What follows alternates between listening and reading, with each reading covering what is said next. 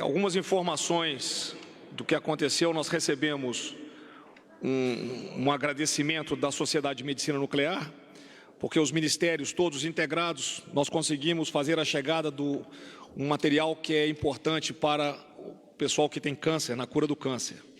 Do molibdênio 99 e do iodo 131, vieram da África do Sul para o Instituto de Pesquisas Energéticas, o IPEM. Eu vou, abre aspas, uma frase que eles colocaram: em grandes momentos de crise, somente quando há sinergia, união e comprometimento é que se superam desafios.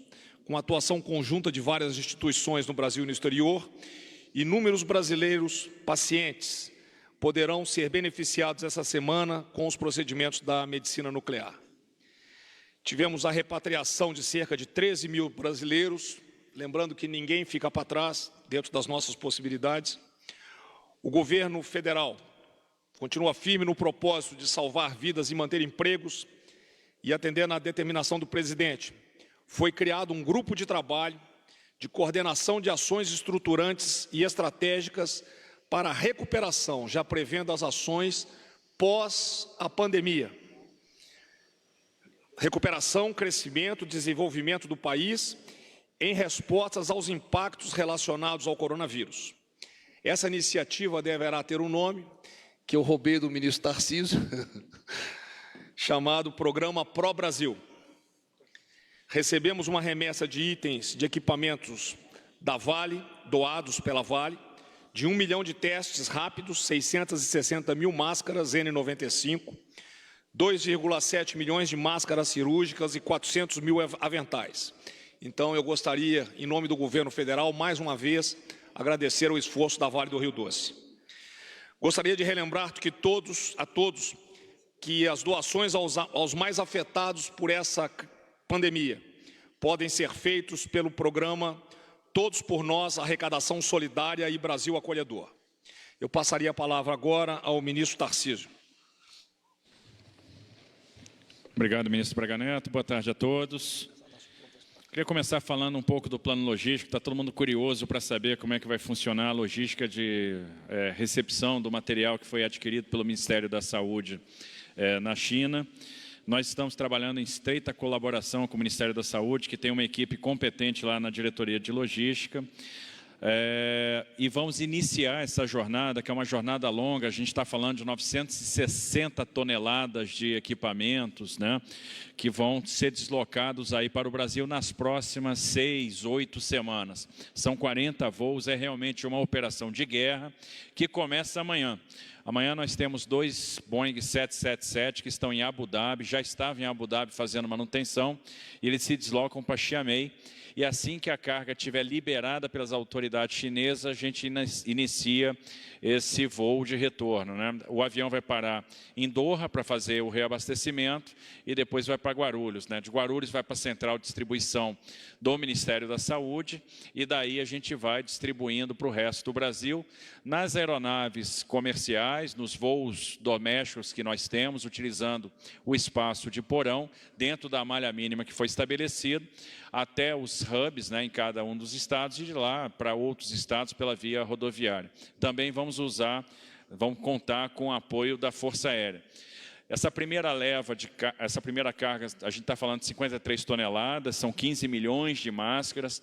Nós testamos ao longo da semana passada com os voos da Vale, que trouxeram kits e também EPIs, várias rotas, né? Então nós temos aí, conseguimos estabelecer algumas rotas seguras. Uma dessas rotas é via Oriente Médio, podendo parar para reabastecer em Dubai, em Doha, em Tel Aviv. E outra rota que nós testamos com sucesso também foi a rota da África, parando em Addis Abeba, né, na Etiópia, em Lomé, na capital do Togo, chegando até Guarulhos. A gente vai ter também, somando esse esforço, voos da Suzano, que também está doando testes rápidos e EPIs, assim como a Vale. E esse esforço, então, começa na semana que vem. A gente começa com esses 2 777, que vão sair de lá tão logo a carga seja liberada. Isso pode acontecer no dia 18, no dia 19, então, ou no dia 20, ou no dia 21, mais tardar, toda essa carga, essa primeira leva já vai estar no Brasil, e nós vamos repetindo essa operação ao longo das próximas semanas. É interessante. Joca é um cara cheio de ritmo.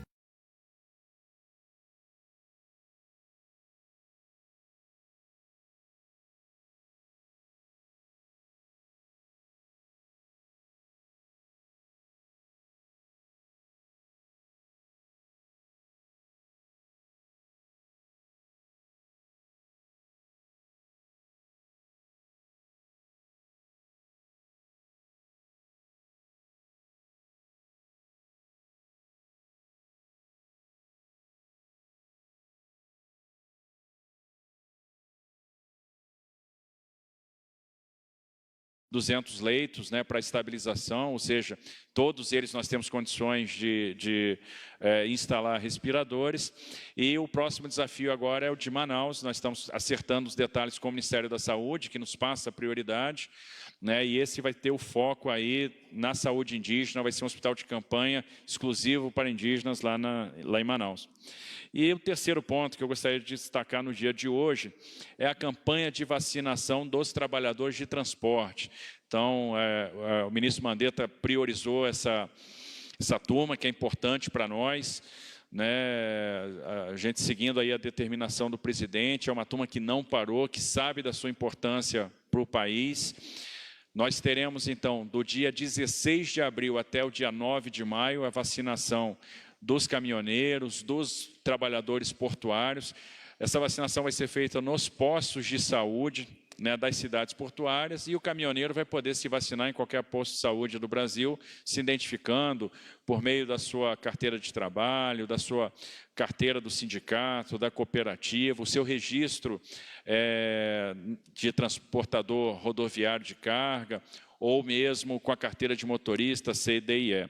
Então, é uma categoria importante para nós, que tem trabalhado, tem dado a sua parcela de contribuição, e foi colocada como prioritária aí na campanha de vacinação. E mudando um pouco de assunto, tirando um pouco o foco da questão do coronavírus, mas já como o ministro Braga Neto adiantou, falando de recuperação, nós temos feito calls com investidores estrangeiros. Nesse período, nós temos mantido a estruturação de projetos em andamento. Concluímos uma série de projetos enviando para o Tribunal de Contas da União, recebemos retornos de volta, e estamos percebendo o investidor estrangeiro interessado nos nossos projetos, ou seja, o interesse não caiu, pelo contrário, aumentou, e a gente está vendo o seguinte: o programa de concessão vai prosperar e vai ser uma alavanca importante de retomada, de recuperação de emprego e de investimento na nossa infraestrutura. Ministro Braga Neto, era isso que eu tinha para hoje. Obrigado. Boa noite a todos. Da área de ciência e tecnologia, nós temos 4 novidades aqui para hoje, começando com a parte de comunicações. Na verdade, a primeira, na área de radiodifusão, isso em apoio à educação. Nós sabemos que as crianças têm que ter as aulas em casa, então nós emitimos um decreto na semana passada de multiprogramação. O que significa isso? Que as emissoras de televisão, elas podem, excepcionalmente, durante esse período, terem 4 canais cada um. Então, por exemplo, o canal 4 vai ser o 4, 4.1, 4.2, 4.3. Isso é para TV digital. E esses canais podem e devem ser usados pelos estados, pelas secretarias de educação dos estados, para que sejam dadas as aulas para as crianças utilizando esses canais. O estado do Paraná já iniciou as aulas na semana passada, junto com o Ministério da Educação, foi feito o contato com todos os secretários de educação dos estados, e isso, então, com certeza vai ajudar para que essas aulas sejam dadas para as crianças durante esse período. A segunda novidade é com relação a um website, que é o Ciência em Casa, tudo junto, né? cienciaemcasA.mcetic.gov.br, cienciaemcasa.mcetic.gov.br. Esse é um canal, um website feito pelo IBICT, que é uma das nossas vinculadas do Ministério de Ciência, Tecnologia, Inovações e Comunicações, e também é voltado para o público infantil, né, onde tem diversos aplicativos e jogos e educação, né, também científica para as crianças, que elas podem seguir em casa, durante esse tempo em casa. Então, é uma boa maneira de se divertirem, aproveitando para conhecer mais sobre ciência e tecnologia. Da área de, você sabe que nós temos 3 frentes no Ministério, uma é a ciência aplicada, vamos dizer, diretamente ao vírus, a outra é com relação ao apoio de tecnologia, né, para o combate aos impactos, e a outra em comunicações. Falamos sobre comunicações, um pouco aqui sobre ciência, e na área de desenvolvimento de tecnologia, nós temos um edital da FINEP, que é uma seleção pública, né, da FINEP com o FNDCT de 5 milhões, que já está na praça, vamos dizer assim, uma subvenção econômica à inovação, e isso é voltado para equipamento de proteção individual e equipamento de proteção coletiva. Então, são inovações, são em pequenas empresas, microempresas, startups que queiram entrar com projetos nessa área. São 5 milhões, então, nessa subvenção econômica. Além disso, também da FINEP, nós temos um crédito, né, e isso é uma linha de crédito de 600 milhões aberta para aumentar a capacidade, para escalar, vamos dizer assim, a capacidade de produção de equipamentos do Brasil. Então, ele tem esse crédito de 600 milhões, ele é aberto para reconversão industrial, então as empresas, para terem as suas linhas de produção reconvertidas, vamos dizer, para produzir equipamentos necessários nessa época. A segunda linha é um crédito para desenvolvimento e escalonamento de dispositivos médicos, e a terceira linha é aquisição inovadora para a saúde. Então, as empresas que queiram aplicar para esses créditos podem entrar em contato com a FINEP, em www.finep.gov.br, com mais informações. Obrigado. Bom, boa noite a todos. O presidente Bolsonaro, de maneira corajosa, como comandante da nossa nação, faz um posicionamento de equilibrar os cuidados e as prevenções na área da saúde com as questões de sobrevivência econômica. Todos nós sabemos o Brasil que nós herdamos. Todo o Brasil sabe quem era o Brasil em janeiro de 2019. Era um país sem confiança interna, era o país aonde o mundo todo olhava com desconfiança. O que foi feito no ano de 2019 foi a recuperação do Brasil. Um ministério técnico, com autonomia e independência. Recuperamos através das reformas que fizemos, e fundamentalmente a reforma previdenciária, a maior reforma previdenciária que já se fez em um país no mundo ocidental de uma única vez. Recuperamos a confiança interna, o Brasil voltou a crescer, gerar empregos. Recuperamos a confiança externa. Nesse momento onde somos afetados por essa epidemia, é muito importante o posicionamento do presidente Bolsonaro, que com sensibilidade, mas com um olhar para todos, não apenas no presente, mas também no futuro, equilibra os cuidados, os investimentos, as condições financeiras para que a saúde brasileira possa responder, através do exército de enfermeiros, médicos, atendentes, possa enfrentar o desafio do Covid-19. Mas, por outro lado, corretamente, chama a atenção do Brasil, chama a atenção de prefeitos e governadores, de que o Brasil também precisa olhar para o espectro e a onda da fome, da miséria e do desemprego. Cada um de nós aqui sabe, e cada gestor público também sabe, o quanto isto é complexo, o quanto isto é difícil. A busca do equilíbrio, da racionalidade, é fundamental no atual momento.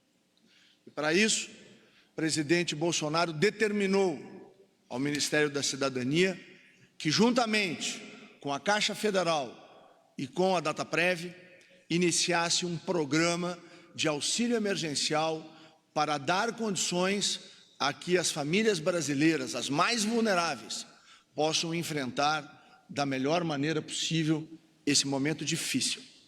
Mas é importante todos nós, como sociedade, e particularmente os gestores municipais, refletirem até onde o Brasil enfrenta esta enfermidade e até onde vai o processo em que mais de 4.300 cidades brasileiras estão a milhares de quilômetros de um caso de coronavírus e elas estão sem atividade econômica. Faço isso em caráter pessoal, me sinto no dever de fazer esse alerta, quer como parlamentar licenciado, quer como ministro de Estado, porque acredito que é chegada a hora de se fazer uma reflexão sem paixão, apenas a paixão pelo povo brasileiro, apenas a paixão de servir a sociedade brasileira e garantir que nós tenhamos presente, mas nós temos que garantir que tenhamos futuro, e o futuro não pode ser de miséria, não pode ser de fome, não pode ser de desemprego. Então aqui quero deixar registrada, ministro Braga Neto, essa minha posição, depois de muito refletir, e trago aqui o meu apoio incondicional ao presidente Jair Bolsonaro na sua condição de líder da nação, de buscar fazer esse equilíbrio. Sei que é difícil, sei que é complexo, mas nós temos que buscar, não apenas o presidente, cada gestor em cada cidade do Brasil, cada governador da federação tem que também participar desse esforço de proteger o Brasil no presente, mas não matar o nosso futuro. O Ministério dividiu em 3 grandes grupos o auxílio emergencial. E juntamente com a Dataprev e a Caixa, fez uma primeira triagem nos inscritos no Cadastro Único, que são 75 milhões de brasileiros e brasileiras, dos quais 65 milhões têm CPF. Desses, retirando os beneficiários do Bolsa Família, encontramos um universo de 5.971.000 pessoas, que 2.600.000 já receberam na última quinta-feira, pela Caixa Federal e pelo Banco do Brasil, e 3.371.000 pessoas desse primeiro lote, que significou um custo de 3.582 milhões, receberam hoje, através da abertura de poupança digital. Então, nós já temos 5.971.000 brasileiros que já estão, uma boa parte deles, esses 3.371.000, estão bancarizados, porque eles não tinham conta bancária. Eles estão com poupanças digitais abertas na Caixa Econômica Federal, num trabalho que tudo sinaliza que nós vamos superar a casa dos 20 milhões de brasileiros, para que vocês entendam a complexidade do que nós estamos fazendo. E logo depois eu vou falar desses informais. Essas pessoas do Cadastro Único se somam mais 3.019.000 mulheres, chefes de famílias que nós chamamos de monoparentais. Estas mulheres já começaram a ter creditado esses recursos no dia de hoje e vão prosseguir entre o dia de hoje e amanhã. O custo desse atendimento, essas 3.019.000 famílias, 2.829.000 reais.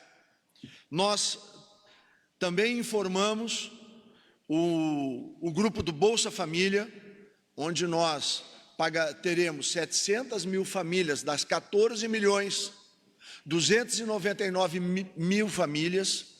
É o maior número de famílias na história do programa Bolsa Família. Ela é atingida no governo do presidente Jair Bolsonaro.